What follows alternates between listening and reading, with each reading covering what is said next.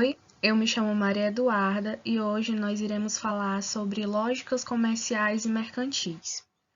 Essas lógicas comerciais e mercantis, elas se deram no início da Idade Moderna, nos sistemas coloniais.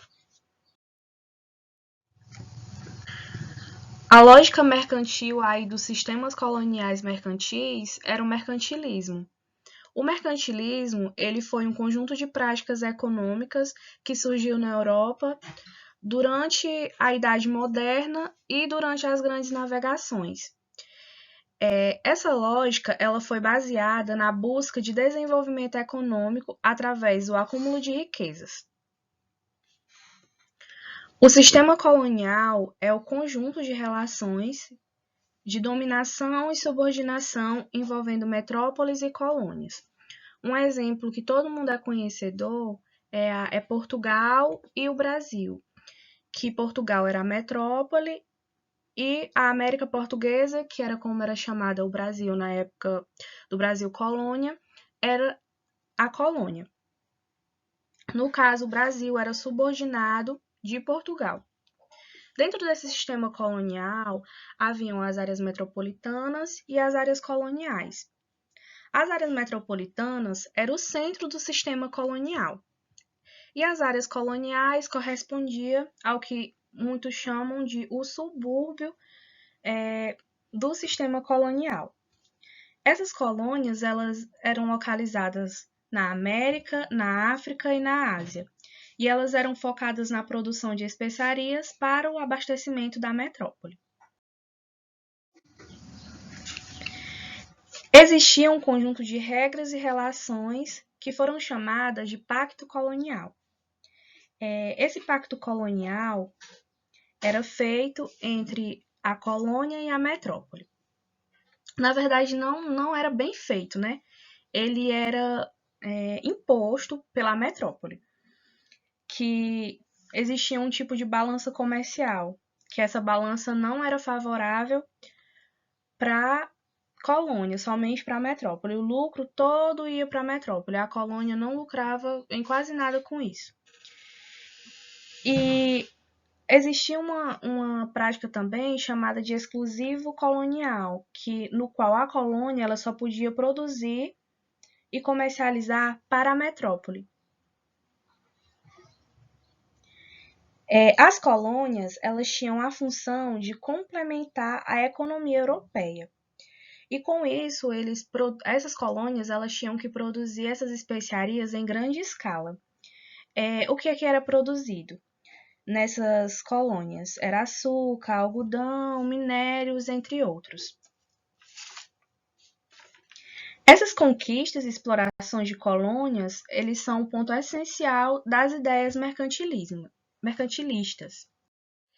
E esse mercantilismo, ele é caracterizado pela intervenção estatal, na qual o governo ele intervia na economia e visava fortalecer a estrutura financeira do reino.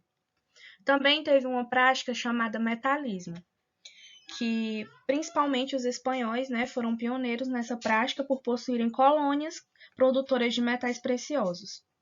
Esse metalismo ele consistia em manter um equilíbrio entre a saída e a entrada de metais preciosos aí da colônia e da metrópole.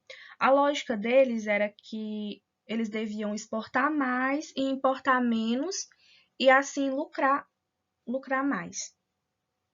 Nós temos também dentro do mercantilismo, o mercantilismo comercial, que temos aí os ingleses como pioneiros, que é baseado no comércio, esse mercantilismo comercial, e o mercantilismo industrial, que, como o nome já diz, industrial, ligado às indústrias, que com o passar do tempo, as metrópoles elas começaram a construir indústrias dentro das colônias e até mesmo dentro das metrópoles, sempre visando aquele lucro de exportar mais e importar menos. Outra lógica comercial também muito conhecida é a escravidão. Que essa escravidão ela é denominada como um regime de trabalho no qual homens e mulheres são forçados a executar tarefas sem receber qualquer tipo de remuneração.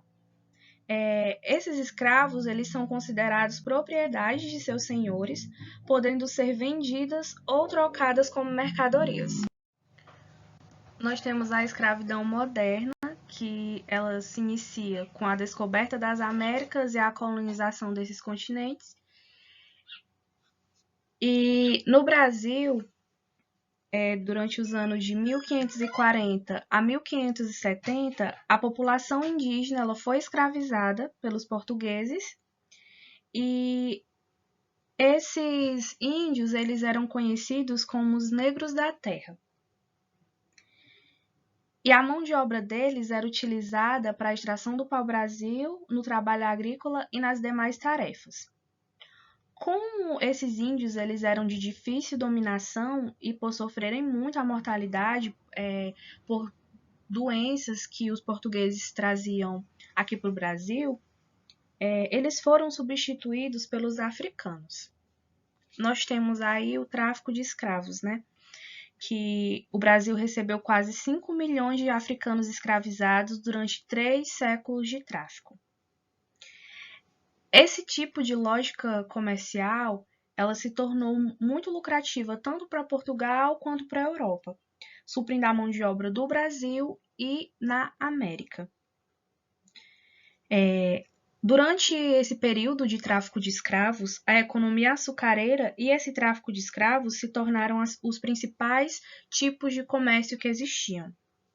E a principal rota que ocorreu esses tráficos foram pelas Américas, pelo Oriente Mediterrâneo e pela Europa e pela Ásia. Esses negros eles eram trazidos aqui para o Brasil, né, em navios negreiros. Muitos morriam durante a viagem.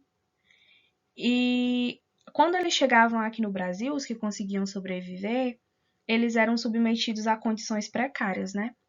E eram castigados, eles eram acorrentados, chicoteados no tronco, usavam máscaras para evitar engolir os diamantes ou para cometerem suicídio ingerindo terra.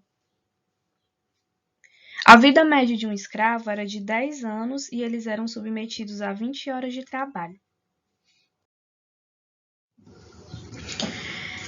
Depois de um tempo, esses escravos eles começaram a fazer resistência contra os seus senhores. E alguns deles conseguiam fugir de cativeiros e organizavam-se em quilombos. Esses quilombos, eles eram comunidades constituídas de africanos fugitivos, além de pessoas marginalizadas. Um exemplo aqui de um quilombo brasileiro é o Quilombo dos Palmares, que teve aí como seu líder o Zumbi dos Palmares. Após a independência do Brasil, os ingleses eles insistiram na necessidade de abolir o trabalho escravo. E após muitos anos de movimentos rebeldes e de leis criadas, em 1888 foi assinada a Lei Áurea, que proíbe a prática da comercialização de escravos. Mesmo libertos, esses escravos eles não tinham oportunidade de emprego, então eles continuaram a trabalhar para os seus senhores. E logo depois eles foram substituídos pelos imigrantes que aqui chegavam.